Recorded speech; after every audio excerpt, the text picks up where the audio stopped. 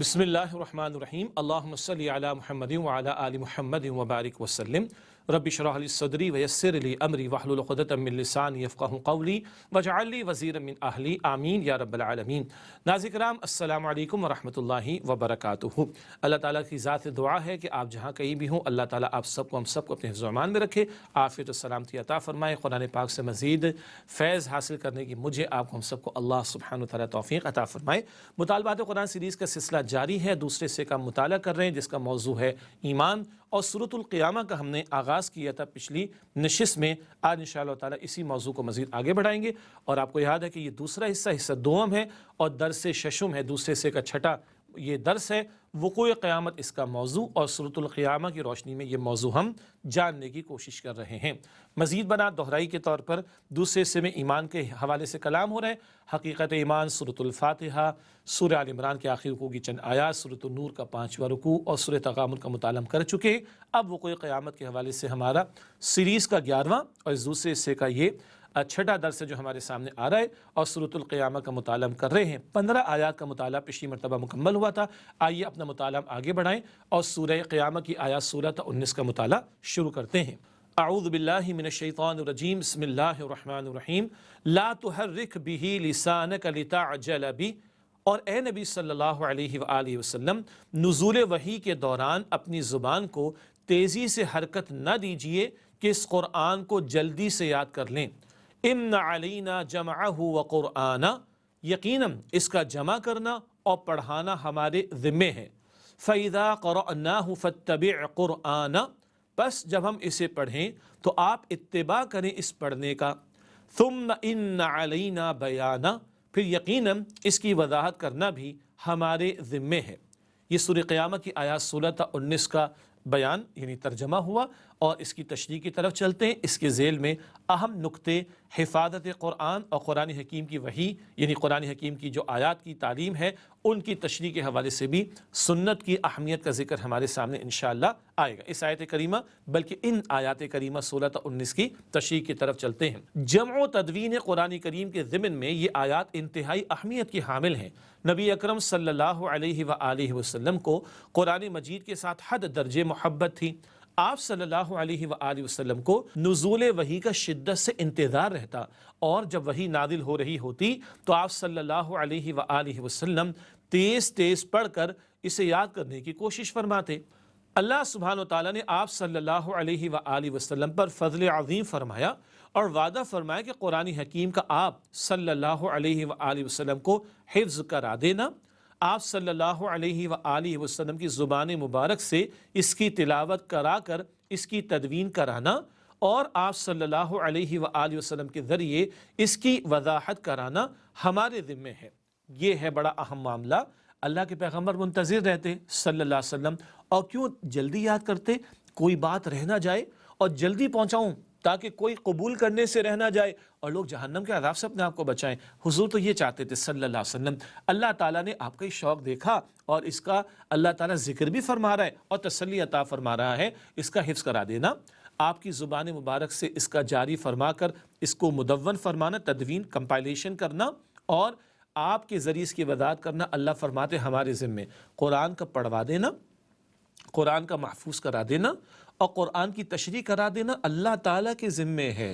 बहुत अहम नुक्ता हुजूर की ज़ुबान मुबारक से मिला, उम्मत तक पहुँचा है और हुजूर की ज़ुबान मुबारक से कुरान पाक की तशरीह भी उम्मत तक पहुँची है। ये नुक्ता भी बड़ा कीमती इस मकाम पर आया है। इन्हीं आयात करीमा की तशरीह के हवाले से एक और अहम बात, मज़ामीन कुरान की वज़ाहत के दो ज़राए, कुरान पाक के मज़ामीन की वज़ाहत के दो बहुत बुनियादी ज़राए, उन पर हम कलाम कर रहे हैं। नंबर एक, कुरान हकीम में बज़ात ख़ुद मुहकम आयात और बाज़ उमूर की तफसीर बयान की। मुहकम बहुत वाज़े, नमाज कायम करो, ज़कात अदा करो, हाँ तशरीह हुज़ूर ने फरमाई सल्लल्लाहु अलैहि वसल्लम।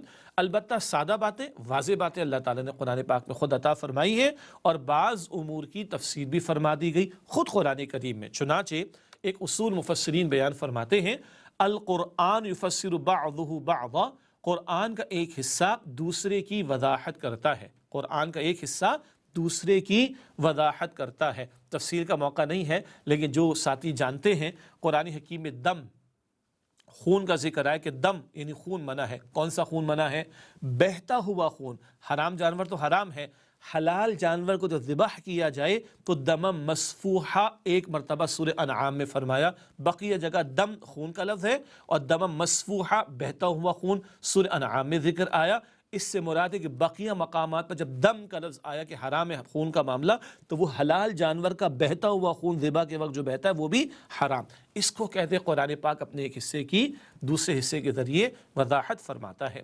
دوسرا ذریعہ نبی اکرم صلی اللہ علیہ وآلہ وسلم کا اپنا عمل یعنی سنت اور احادیث مبارکہ میں قرآن حکیم کی مضامین کی وضاحت. جیسے کہ یہاں پر الفاظ آئے ثم ان علینا بیانہ، پھر اس کا بیان بھی ہمارے ذمے. اللہ نے قرآن حکیم کے الفاظ عطا فرمائے، یہ تو ٹیکسٹ ہے. قرآن کا بیان ٹیکسٹ کے علاوہ کچھ ہوگا نا، وضاحت. اللہ نے کہا کہ قرآن بھی ہم دیں گے، بیان بھی ہم دیں گے. تو قرآن حضور کی زبان سے ملا، اس کا بیان بھی حضور کی زبان سے ملا، جس کو آپ اور ہم سنت اور حدیث رسول کہتے ہیں صلی اللہ علیہ وآلہ وسلم.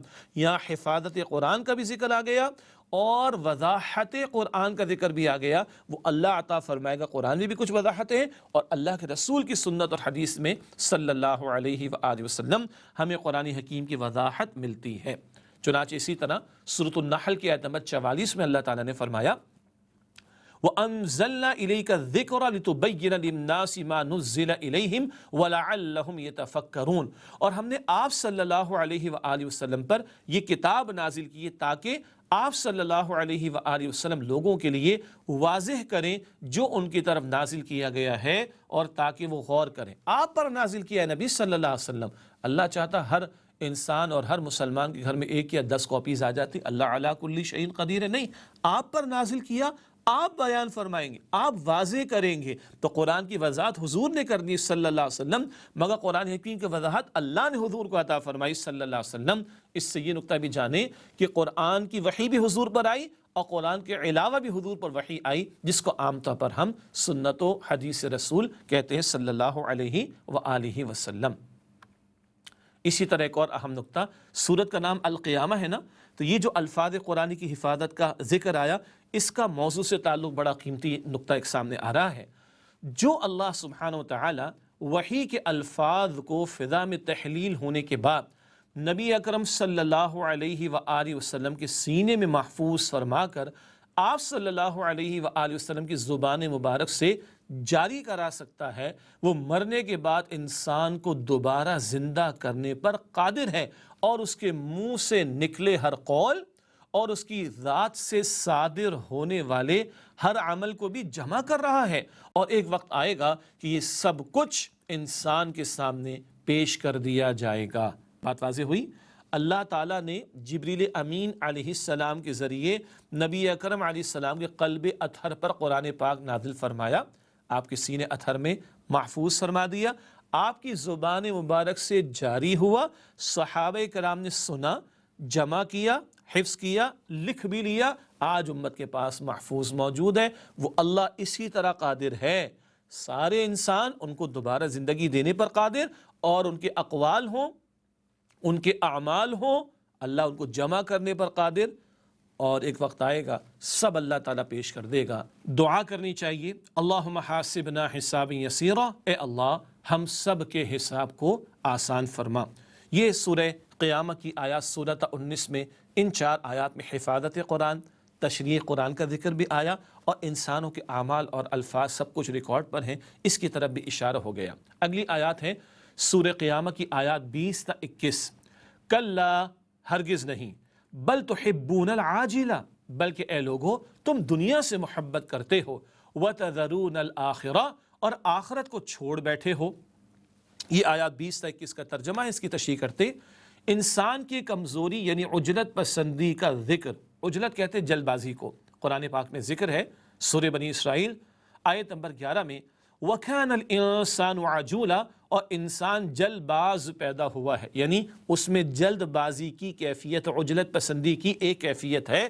اور اسی عجلت کا ذکر یہاں پر عاجلہ کے لفظ میں آیا. چنانچہ اسی نقطے کو آگے سمجھتے ہیں. عجلت پسندی کے نتائج نقصان دہ ہوتے، کہتے ہیں نا ہمارے جلدی کا کام شیطان کا ہوتا ہے، بہت سارے کام جلد بازی سے بگڑ بھی جاتے ہیں، گھر میں بھی، آفس میں بھی، دوستوں میں بھی، ایسے ہی ہے نا. البتہ اس جلد بازی کو اور آگے بڑھائیے. اسی کی مکروہ ترین شکل حب عاجلہ یعنی دنیا پرستی ہے، دنیا نظر آ رہی، اس کا نفع نقصان نظر آ رہا ہے، اس کی راحت تکلیف نظر آ رہی، اس کا عروج و زوال نظر آ رہا ہے، اسی میں اکثریت کھو جاتی ہے۔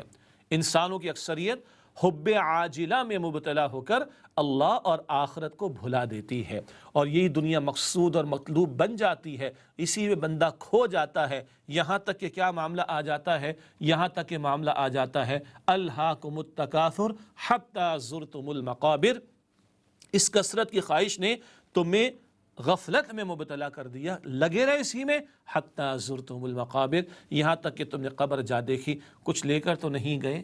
ایمان اگر ہے تو کام آئے گا، اعمال نیک ہے تو کام آئیں گے۔ اعمال کی پونجی ہے، نہ گھر نہ دولت نہ مال، کچھ نہیں۔ یہ عجلت پسندی کی جو مکروہ ترین شکل ہے وہ ہے دنیا پرستی، اس دنیا کی محبت میں ڈوب کر بندہ اللہ اور آخرت کو بھلا دیتا ہے۔ اللہ تعالیٰ اس غفلت سے میری آپ کی ہم سب کی حفاظت فرمائے۔ ناظرین گرامی، وقفہ لیتے ہیں، اس کے بعد سورۃ القیامہ کی اگلی مزید چند آیات کا مطالعہ آپ کے سامنے رکھیں گے انشاءاللہ۔ السلام علیکم ورحمۃ اللہ وبرکاتہ۔ السلام علیکم ورحمۃ اللہ وبرکاتہ۔ ناظرین گرامی، خوش آمدید کہتے ہیں آپ کو مطالبات قرآن سیریز کے حوالے سے۔ دوسرے حصے کا یہ آخری باقاعدہ درس ہے سورۃ القیامہ، اس کا مطالعہ کر رہے ہیں۔ آیت نمبر 21 تک مطالعہ مکمل ہوا تھا، اگلی آیات سورہ قیامہ کی آیات 22 تا 25 جن کا مطالعہ ہم شروع کر رہے ہیں۔ اعوذ باللہ من الشیطان الرجیم، بسم اللہ الرحمن الرحیم۔ وجوہ یومئذ ناظرہ، حالانکہ اس دن کچھ چہرے ہوں گے، الی ربہا ناظرہ، اور اپنے پروردگار کی طرف دیکھتے ہوں گے، ووجوہ یومئذ باسرہ، اور کچھ چہرے اس دن اداس ہوں گے، تظن ان یفعل بہا فاقرہ، خیال کریں گے کہ ان پر کمر توڑ مصیبت واقع ہونے کو ہے۔ یہ سورہ قیامہ کی آیات 22 سے 25 کا ترجمہ، قیامت کے دن کے نقشے اور چہروں کی کیفیات اس مقام پر بیان کی جا رہی ہیں۔ آئیے ان آیات کی تشریح کی طرف چلتے ہیں۔ پہلا نقطہ تشریح کے حوالے سے، میدان حشر میں اعمال کے نتائج چہروں پر ظاہر ہوں گے، اعمال کے نتائج چہروں پر ظاہر ہوں گے۔ دنیا میں اسکولوں میں بچوں کا رزلٹ اناؤنس ہوتا ہے، اناؤنسمنٹ سے پہلے کچھ کے چہرے کچھ بتا دیتے ہیں کہ پاس ہونے والے ہیں، کچھ کے چہرے بتا دیتے ہیں فیل ہونے والے ہیں۔ دنیا میں ایک سال کی پرفارمنس کے اثرات و نتائج چہروں پر نظر آتے ہیں۔ قیامت کا دن ہوگا، حشر کا میدان ہوگا، زندگی بھر کے اعمال کے نتائج چہروں پر ظاہر ہو جائیں گے۔ اعلیٰ نصب العین کے لیے زندگی بسر کرنے والوں کے چہرے تر و تازہ ہوں گے۔ وہ اعلیٰ نصب العین کیا ہے؟ دنیا عارضی فانی چند روزہ ہے، نفس کا غلام نہیں بننا، اللہ کا بندہ بننا ہے، اور آخرت کی زندگی کی کامیابی حاصل کرنی ہے۔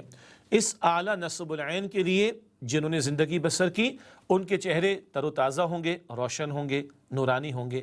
اللہ تعالیٰ مجھے آپ کو ہم سب کو ایسے ہی چہرے عطا فرمائے۔ اسی کے ساتھ ساتھ اپنے رب کی طرف دیکھتے ہوں گے، اپنے رب کا دیدار کرتے ہوں گے۔ یہ الفاظ ترجمے میں بھی آئے ہیں۔ اللہ تعالیٰ مجھے اور آپ کو ہم سب کو اپنا دیدار نصیب فرمائے۔ نبی مکرم صلی اللہ علیہ وسلم صحابہ کرام رضی اللہ تعالی عنہم اجمعین کے ساتھ تشریف فرما، حضور علیہ السلام کے سامنے آپ نے دیکھا کہ چودھری کا چاند نکلا ہوا، آپ نے سمجھایا صحابہ کرام کو اور پوچھا دیکھتے ہو؟ اس کے دیکھنے میں کوئی رکاوٹ بالکل نہیں، ایسے اپنے رب کا دیدار کرو گے۔ اللہ تعالیٰ مجھے اور آپ کو ہم سب کو اپنا دیدار عطا فرمائے۔ یہ تو اعلیٰ نصب العین کے لیے زندگی گزارنے والوں کے چہرے تر و تازہ ہوں گے اس کا بیان، اور رب کا دیدار ان کو میسر آئے گا اس کا ذکر ہوا۔ اس کے برعکس معاملہ کیا ہے؟ غفلت میں پڑے رہنے والوں کے چہرے انتہائی اداس اور گرد آلود ہوں گے، ان چہروں پر اداسی ہوگی، گرد چھائی ہوئی ہوگی، اور آگے دیگر مقامات پر قرآن کریم بیان فرماتا ہے خوف اور دہشت کی کیفیت ان کے چہروں پر ہوگی، اور معاملہ کیا ہوگا؟ وہ خیال کریں گے ان پر کمر توڑ مصیبت واقع ہونے کو ہے، چہرے بجھے ہوئے ہوں گے۔ یہ کون؟ دنیا میں ایمان نہ لانے والے، اللہ اور اللہ کے رسول علیہ السلام کے تقاضوں پر عمل نہ کرنے والے، آخرت کو فراموش کر دینے والے، دنیا کے غلام بن جانے والے، آخرت کو بھلا دینے والے، ان کے چہرے انتہائی اداس اور گرد آلود ہوں گے۔ اللہ تعالیٰ مجھے اور آپ کو اس برے انجام سے محفوظ فرمائے۔ یہ کل کی کیفیات اور نتائج کا چہروں پر اثر اندازی کرنا اور اثر چہروں پر نظر آنا، اس کا تذکرہ ہمارے سامنے ان آیات کی روشنی میں آیا۔ اگلی آیات ہیں سورہ قیامہ کی آیات 26 تا 30۔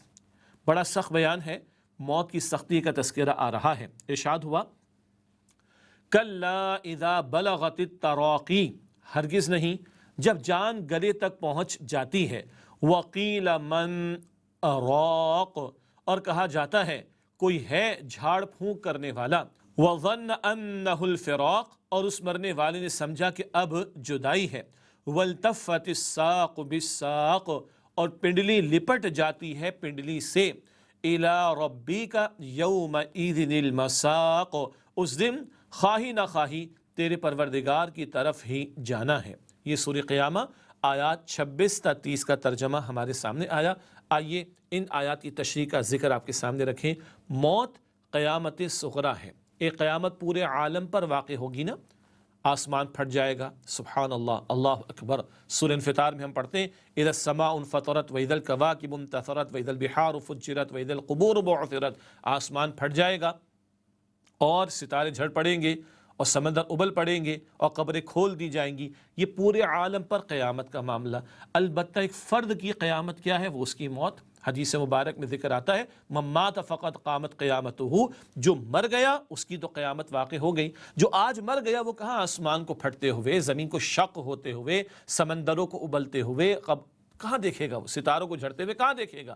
تو آج جس کی موت واقع ہو گئی اس کی تو قیامت واقع ہو گئی۔ اللہ اکبر۔ تو موت قیامت صغریٰ ہے، اس کا ذکر اس مقام پر آ رہا ہے کہ قیامت صغریٰ یعنی موت کے وقت عالم نزاع کی کیفیت کا بیان۔ موت کا معاملہ بڑا سخت ہے۔ اللہ اکبر۔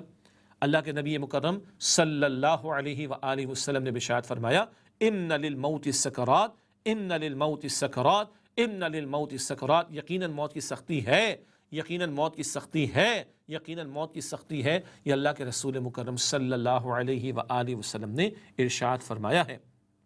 اور یہاں ان آیات کریمہ میں کیا ذکر آ رہا ہے؟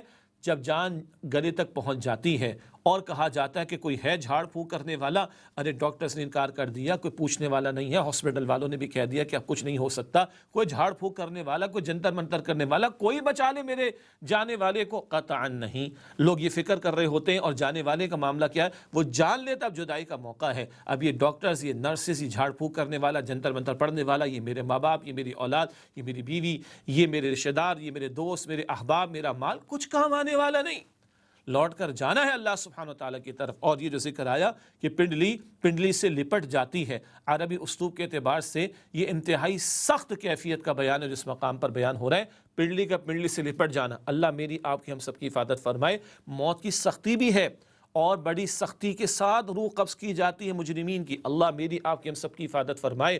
اور پنڈلی سے لپٹ جانا اس موت کی شدید تکلیف اور سختی کے بیان کے اعتبار سے بھی ہے۔ جانے والے کو سمجھ آ جاتی ہے اب مجھے جانا ہوگا، اب مجھے لوٹنا ہے اللہ کی طرف، ہاں، اور اس دن چاہے نہ چاہے، خواہی نہ خواہی پروردگار ہی کی طرف جانا ہے۔ یہی تو وجہ ہے کسی کے انتقال کی خبر سنتے ہم کیا پڑھتے ہیں؟ انا للہ و انا الیہ راجعون، بے شک ہم بھی اللہ سبحانہ وتعالیٰ کے ہیں اور ہمیں بھی لوٹ کر اللہ سبحانہ وتعالیٰ کی طرف جانا ہے۔ اللہ تعالیٰ مجھے اور آپ کو موت کا یقین عطا فرمائے۔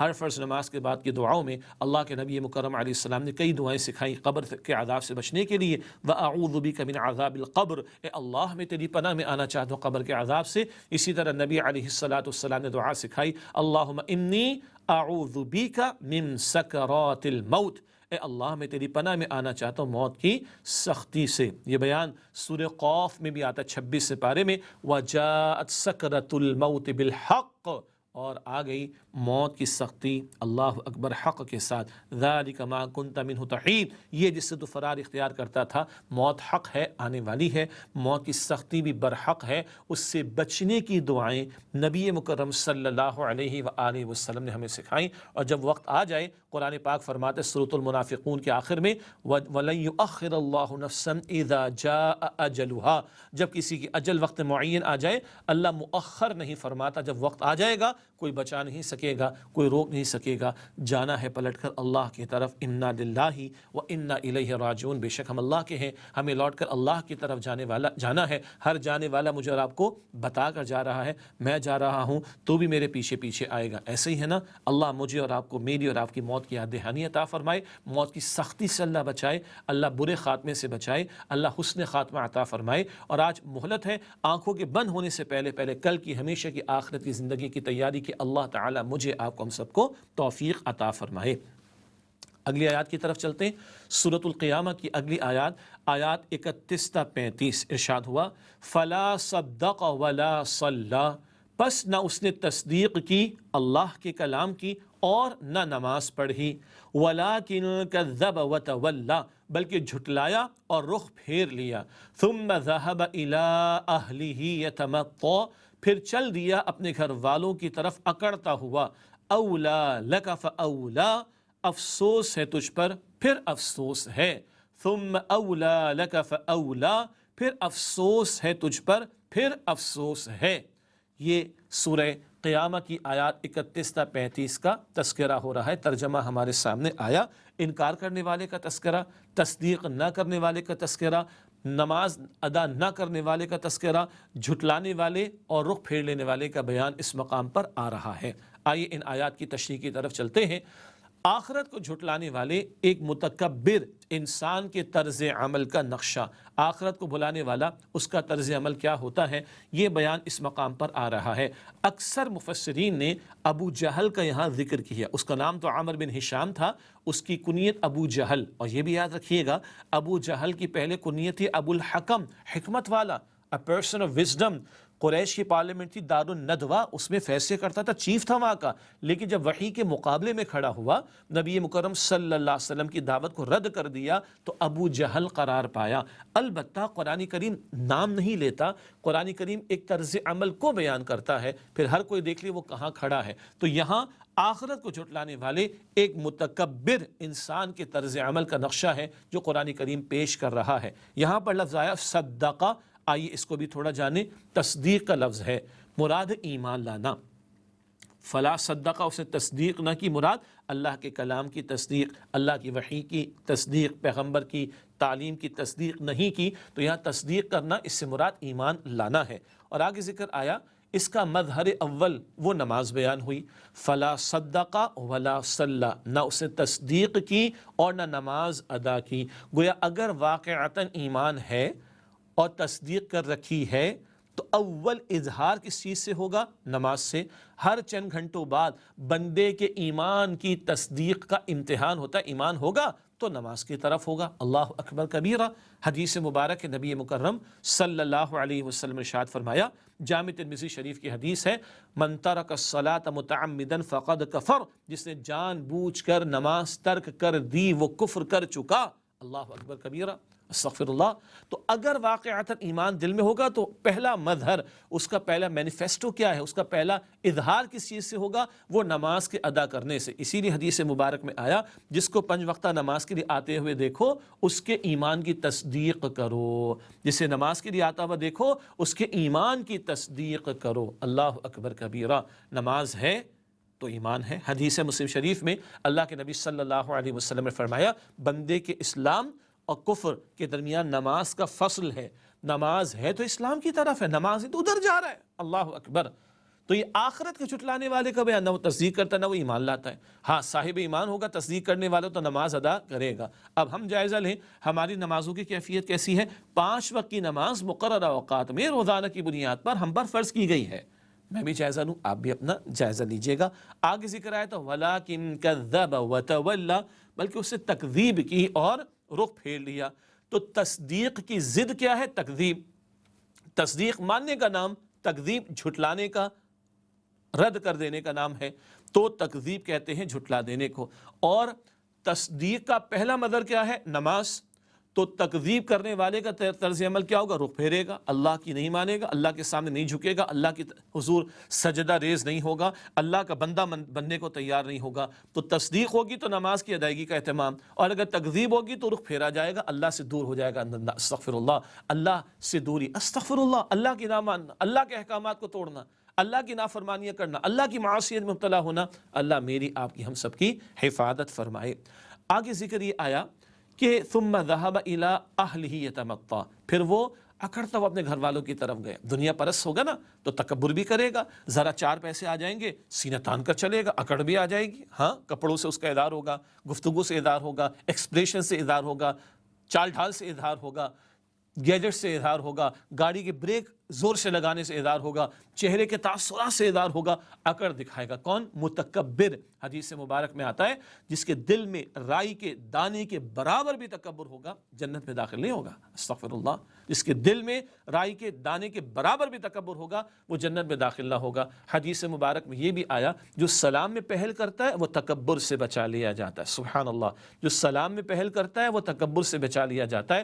گویا آپ اور میں چیک کرنا چاہیں کہ ہمیں تکبر ہے کہ نہیں، تو ہم دیکھیں کہ ہم چھوٹوں کو بھی، ہاں گھر والوں کو بھی، ہاں اپنے سبارڈینیٹس کو بھی، ہاں ہم سے غریب لوگوں کو بھی سلام کرتے ہیں یا نہیں۔ اب تکبر کرنے والوں کے لیے کیا سخت وعید اور ڈراوا یہاں پر آیا۔ اولا کا لفظ آیا۔ اولا کا لفظ کیا ہے؟ یہ ویل کی مؤنث ہے۔ ویل کا لفظ ہے نا ذہن میں؟ فویل للمصلین سورہ ماعون میں، ویل لکل ہمزۃ لمزہ آخری پارے میں، اور ویل للمطففین سورہ مطففین آخری پارے میں۔ تو اولا یہ ویل کی مؤنث ہے، اس کے معنی تباہی بربادی۔ اولا ویل کی مؤنث، اس کا معنی تباہی بربادی۔ اور جہنم کے ایک وادی کا نام بھی ویل ہے جس میں اتنا شدید عذاب ہوگا کہ جہنم کا باقی حصہ اس سے پناہ مانگے گا۔ استغفر اللہ۔ جہنم کا وہ حصہ جس کا عذاب اتنا شدید ہے کہ جہنم کا بقیہ حصہ خود اس سے پناہ مانگے گا، وہ ویل ہے۔ اور یہاں ویل کن کے لیے؟ تصدیق نہ کرنے والے، نماز ادا نہ کرنے والے، بلکہ جھٹلا کر رخ پھیر لینے والے، اکڑنے والے، ان کے لیے تباہی ہے، تباہی اور بربادی ان کے لیے ہے۔ یہ متکبرین کا، تصدیق نہ کرنے والوں کا، نماز ادا نہ کرنے والوں کا، تکذیب کرنے والوں کا، رخ پھیر لینے والوں کا برا انجام اس مقام پر بیان ہوا۔ اللہ تعالیٰ مجھے اور آپ کو، ہم سب کو تکبر سے بچائے، تصدیق اور نماز کی کیفیت میں اور آگے، اور نماز کی پابندی میں اور آگے بڑھنے کی توفیق عطا فرمائے، اور اللہ تعالیٰ ہم سب کو جہنم کی آگ سے محفوظ فرمائے۔ ناظرین کرام، ایک وقفہ لیتے ہیں، اس کے بعد اگلی آخری آیات جو سورہ قیامت کی ہیں انشاءاللہ ان کا مطالعہ آپ کے سامنے رکھیں گے۔ السلام علیکم ورحمۃ اللہ وبرکاتہ۔ السلام علیکم ورحمۃ اللہ وبرکاتہ۔ ناظرین کرام، خوش آمدید کہتے ہیں آپ کو۔ مطالبات قرآن سیریز کا سلسلہ جاری، اور دوسرے حصے کا آخری درس سورۃ القیامہ، اس کی تکمیل ہوا چاہتی ہے۔ آئیے اب سورۃ القیامہ کی آخری آیات 36 سے 40 کا مطالعہ کریں۔ اعوذ باللہ من الشیطان الرجیم، بسم اللہ الرحمن الرحیم۔ ایحسب الانسان ان یترک سدی، کیا انسان خیال کرتا ہے کہ یوں ہی چھوڑ دیا جائے گا؟ الم یک نطفۃ من منی یمنی، کیا وہ منی کا ایک قطرہ نہ تھا جو رحم میں ڈالا جاتا ہے؟ ثم کان علقۃ فخلق فسوی، پھر وہ ہو گیا جونک کی مانند چپکا ہوا تو اسے بنایا اور سنوارا۔ فجعل منہ الزوجین الذکر والانثی، پھر اس سے دو جوڑے بنائے یعنی مرد اور عورت۔ الیس ذلک بقادر علی ان یحیی الموتی، کیا اس کو اس بات پر قدرت نہیں کہ مردوں کو زندہ کر سکے؟ یہ سورۃ القیامہ کی آخری آیات 36 سے 40 کا تذکرہ اور انسانوں کے بارے میں ذکر کہ انہیں پیدا کیا گیا ہے، اور جس رب نے انہیں پہلی مرتبہ بنایا وہ رب ان کو دوبارہ پیدا کرنے پر بھی قادر ہے۔ پھر قیامت کی طرف اشارہ، ریزریکشن کی طرف، بعث بعد الموت، مرنے کے بعد دوبارہ زندگی کا ذکر ان آخری آیات میں ہمارے سامنے آ رہا ہے۔ اب آئیے ان آیات کی مختصر تشریح آپ کے سامنے رکھتے ہیں۔ اس حوالے سے پہلا نقطہ، آخر میں اسی مضمون کا بیان جس سے سورت کی ابتدا ہوئی تھی۔ ابتدا میں بھی اللہ تعالیٰ نے کچھ قسموں کا تذکرہ فرمایا، اور انسان کو پیدا کرنے کا ذکر اور دوبارہ پیدا کرنے کا ذکر فرمایا، اور اس کے پور پور کو درست کر دینے کا ذکر فرمایا۔ اول اور آخر میں ایک ہی موضوع سورۃ القیامہ میں مرنے کے بعد دوبارہ زندگی کے حوالے سے ہمارے سامنے آ رہا ہے۔ ایک اور اہم بات آئی، انسان بے قید نہیں چھوڑ دیا گیا بلکہ اس کا محاسبہ ہوگا۔ سوال کیا گیا آیت نمبر 36 میں، کیا انسان سمجھتے اس کو یوں ہی بیکار پیدا کیا گیا، یوں ہی چھوڑ دیا جائے گا؟ قطعاً نہیں۔ سورۃ المؤمنون آیت نمبر 115، اس کا حوالہ پہلے بھی سورہ آل عمران کے درس میں آ چکا ہے۔ افحسبتم انما خلقناکم عبثا وانکم الینا لا ترجعون، کیا تم یہ خیال کرتے ہو کہ ہم نے تم کو بے مقصد پیدا کیا ہے اور یہ کہ تم ہماری طرف لوٹ کر نہیں آؤ گے؟ سوال ہی پیدا نہیں ہوتا۔ آگے ذکر ہے اسی سورۃ مومنون کے آگے آیت نمبر 116 میں، فتعال اللہ الملک الحق، بس اللہ جو حقیقی بادشاہ ہے اس کی شان اس سے بہت بلند ہے کہ وہ بیکار کسی شے کو پیدا کرے۔ تو انسان بیکار نہیں پیدا کیا گیا، با مقصد پیدا کیا گیا، اور کل اس کا محاسبہ ہوگا، کل اس کا حساب کتاب ہوگا۔ اللہ میرے آپ کے ہم سب کے حساب کو آسان فرمائے۔ ایک اور اہم نقطہ، اللہ سبحانہ وتعالیٰ انسان کی تخلیق کو گندے پانی کی بوند سے تکمیل تک درجہ بدرجہ پہنچاتا ہے۔ کہتے ہوئے جھجک تو آتی ہے، لیکن اللہ بیان فرما رہا ہے انسان اپنی اوقات کو ایک انداز سے دیکھ لے، ایک معمولی قطرہ، وہ بھی ناپاک، جسم سے خارج ہو تو غسل واجب ہو جاتا ہے جی، ایک ناپاک قطرہ، اس کی ایک معمولی جز سے انسان کی تخلیق کا عمل شروع ہوتا ہے اللہ کے حکم سے رحم مادر میں، اور درجہ بدرجہ وہ پایہ تکمیل کو پہنچتا ہے۔ اب ایمبریولوجی کی یہ فیلڈ کہ جہاں تخلیق انسانی کے مراحل کا ذکر ہوتا ہے، قرآن پاک نے اشارے کیے، اور بڑے بڑے ایسے حضرات جو ایمبریولوجی کی فیلڈ کے ماہرین گزرے، وہ دنگ رہ گئے کہ 14 صدیوں پہلے یہ کسی انسان کا کلام نہیں، یہ خالق کائنات کا کلام ہے۔ نطفہ، علقہ، مضغہ، عظامہ، لحمہ، سورۃ المؤمنون میں، سورۃ الانبیاء میں ذکر ہمارے سامنے آتا ہے۔ بہرحال ایک معمولی قطرہ، اس کا معمولی جز، اس سے انسان کی تخلیق کا عمل شروع ہوتا ہے، اور اللہ پائے تکمیل کو درجہ بدرجہ پہنچاتا ہے۔ آگے ذکر ہے اسی نقطے کے حوالے سے، وہ اللہ سبحانہ و تعالی جو نطفے سے مرد اور عورت کی تخلیق کرتا ہے، کیا وہ انسان کی دوبارہ تخلیق پر قادر نہیں؟ کیا جواب ہوگا میرا اور آپ کا؟ بالکل اللہ سبحانہ و تعالیٰ قادر ہے۔ یہ بالکل آخری آیت میں ذکر آیا تھا، الیس ذالک بقادر علی ان یحیی الموتى، کیا وہ اللہ اس بات پر قادر نہیں کہ مردے کو دوبارہ زندگی دے؟ ہم جواباً کہیں گے بلا، یقیناً اللہ سبحانہ و تعالیٰ اس بات پر قادر ہے۔ یہ نقطہ سورہ قوف میں بھی آیا، آیت نمبر 15 میں 26 پارے میں، افعینا بالخلق الاول بل ہم فی لبس من خلق جدید، کیا ہم پہلی بار پیدا کر کے تھک گئے ہیں؟ نہیں، بلکہ یہ دوبارہ پیدا کرنے کے حوالے سے شک میں پڑے ہوئے ہیں، یہ شک میں ہیں۔ باقی اس بات میں کوئی شک نہیں ہے کہ اللہ سبحانہ و تعالیٰ جس نے پہلی مرتبہ پیدا فرمایا، وہ اس بات پر قادر ہے کہ بندوں کو دوبارہ پیدا فرمائے۔ سنن ابی داؤد شریف میں روایت ہمیں ملتی ہے، نبی اکرم صلی اللہ علیہ وآلہ وسلم جب سورۃ القیامہ کی آخری آیت جس کا ہم نے مطالعہ کیا، الیس ذالک بقادر علی ان یحیی الموتى، تلاوت فرماتے تو جواب میں ارشاد فرماتے بلا، یقیناً اللہ تعالیٰ اس بات پر قادر ہے کہ مرنے کے بعد، انسان کے مرنے کے بعد دوبارہ اس کو زندگی عطا فرمائے۔ دو تین اہم نقطے اور بھی میں چاہوں گا۔ لفظ آیا کہ وہ قطرہ ٹپکایا جاتا ہے، وہ رحم مادر میں مرد کی جانب سے جاتا ہے، تو ڈیسائیڈنگ فیکٹر، ڈیسائیڈنگ کروموزوم جس سے یہ فیصلہ ہوتا ہے اللہ کے حکم سے بچہ ہوگا یعنی بیٹا، یا بچی یعنی بیٹی، یہ ٹپکایا جانا یہ مرد کی جانب سے بات آتی ہے، وہ ڈیسائیڈنگ کروموزوم آتا ہے، تو اشارہ اس بات کی طرف ہے کہ اللہ کے حکم سے ہی ہو رہا ہے سب کچھ، البتہ ڈیسائیڈنگ کروموزوم مرد کی جانب سے آ رہا ہوتا ہے۔ ایک اور اہم بات، اللہ نے پیدا کیا، علقہ کی صورت میں جون کا لفظ آیا تھا، یعنی لیچ انگلش میں کہا جاتا ہے، اور وہ لٹک کر خون سک کرتی ہے۔ اسی طرح یہ مرد اور عورت کی جانب سے آنے والا قطرے کا حصہ وہ زائگوٹ بنتا ہے، اور رحم مادر یوٹرس کی دیوار پر لٹک کر وہ اپنی غذا کو سک کرتا ہے، حاصل کرتا ہے۔ اس کیفیت کو بھی علقہ، لٹکنے والی کیفیت کہا جا سکتا ہے۔ اس کو اللہ نے بنایا، درست کیا، سبحان اللہ، ایک قطرہ، اس کا معمولی جز، ہاں، ایک حصہ مرد ایک حصہ عورت کی طرف سے آنا، ملاپ، پھر اس کا لٹکنا، پھر اس کا غذا کو سک کرنا، نطفہ قرآن کریم کہتا ہے علقہ، پھر قرآن کہتے ہیں مضغہ بوٹی، پھر عظامہ ہڈیاں، لحمہ گوشت کا چڑھایا جانا، سبحان اللہ۔ پھر قرآن پاک کہہ رہا ہے، اس مقام پر ہم نے پڑھا، اس سے مرد اور عورت دو جوڑے، یعنی جوڑا بنا دیا، مرد کا عورت کا، وہی ڈیسائیڈنگ فیکٹر کروموزوم کا، وہ مرد کی جانب سے آنے کا معاملہ۔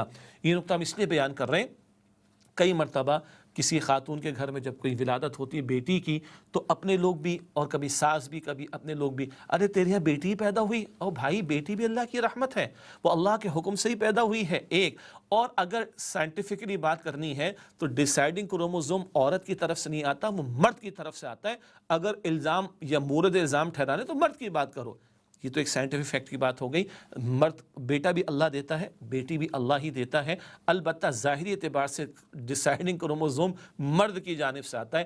ان آیات میں اس کی طرف بھی اشارہ، البتہ قرآن پاک سائنس کی کتاب نہیں، سائنس کو رکھیں ایک طرف، قرآن پاک ہدایت کی کتاب ہے۔ دیکھو، جس رب نے تم کچھ نہ تھے تو تمہیں پیدا فرمایا، جس نے پہلی مرتبہ پیدا فرمایا وہ دوبارہ پیدا فرمانے پر بھی قادر ہے۔ الیس ذالک بقادر علی ان یحیی الموتى، تو کیا وہ بھلا اللہ جس نے پہلی مرتبہ پیدا فرمایا وہ مردے کو دوبارہ پیدا کرنے پر قادر نہیں؟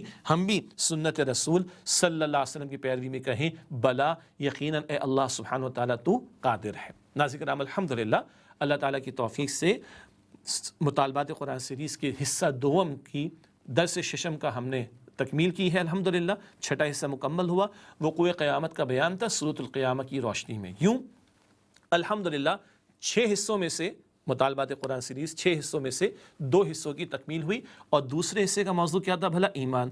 ہم نے سورۃ العصر سے مطالعہ شروع کیا۔ سورۃ العصر میں 4 شرائط تھیں، ایمان، اور ایمان کے بعد عمل صالح، پھر تواصی بالحق، اور پھر تواصی بالصبر۔ ایمان کے حوالے سے 5 دروس بلکہ 6 دروس ہمارے سامنے آئے۔ اگلا حصہ تیسرا حصہ ہوگا اس مطالبات قرآن سیریز کا، اور ان میں اعمال صالحہ کا ہم ذکر کریں گے۔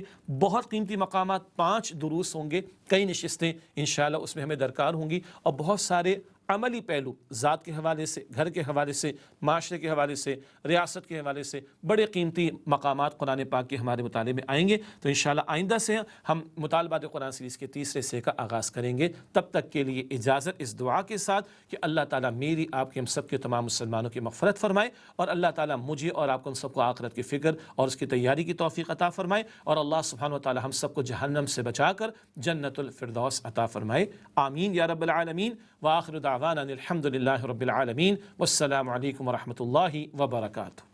افلا يتدبرون